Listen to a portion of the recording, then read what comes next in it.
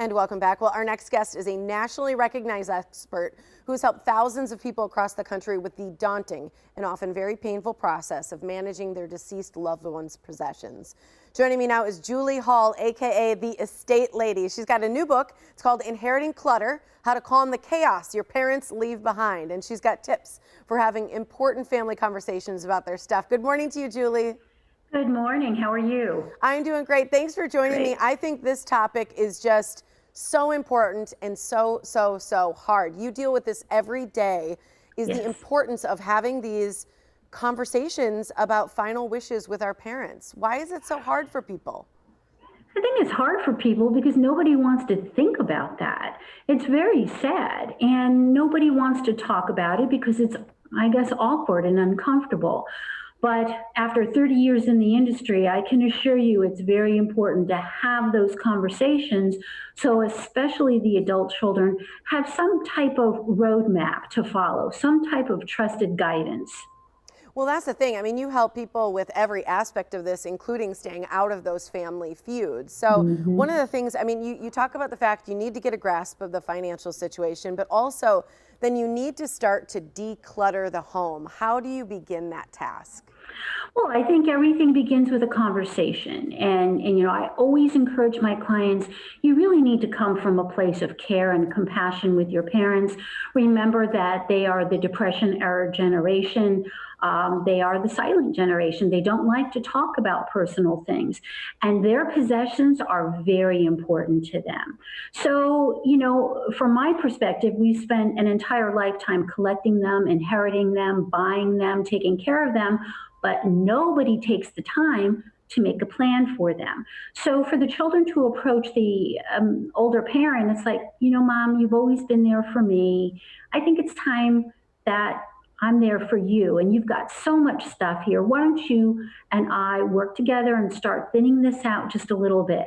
And I don't mean disrupting any of the really important things, but how about all the paper in the house, the catalogs, the magazines? And we haven't even begun to talk about everything in the kitchen, like the Cool Whip containers and the mayonnaise jars and the pie tins. We showed some of that, and that's kind of how we teased you coming up, as those Cool Whip containers, the peanut butter jars, the whatnot.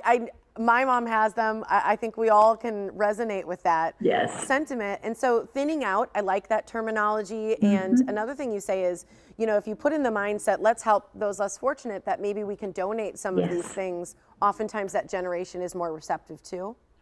I think so too, and there's a lot of unfortunate situations in the world, and when we look in our closets, I mean, we have to get real. Whether it's our parents' closet or our own closet, you know, we've got clothes we're never going to wear again. We have shoes we're never going to wear again, and statistically, we only wear and use 20% of what we own, which means 80% of it is just filling up space.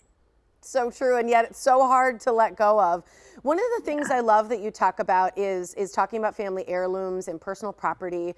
Something my mom has been really good about is making a list of things that are important and asking what things I would like. And I told her that I love the fact that she's done that before there's any problems, before there's any illness, because it doesn't make it so painful.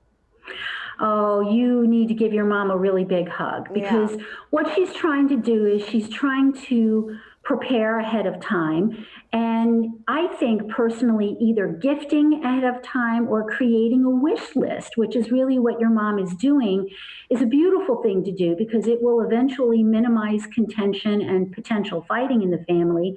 You know, my mom took it a step further, and she started gifting while she was still alive, which I thought was amazing, because you could see the joy on the recipient's face.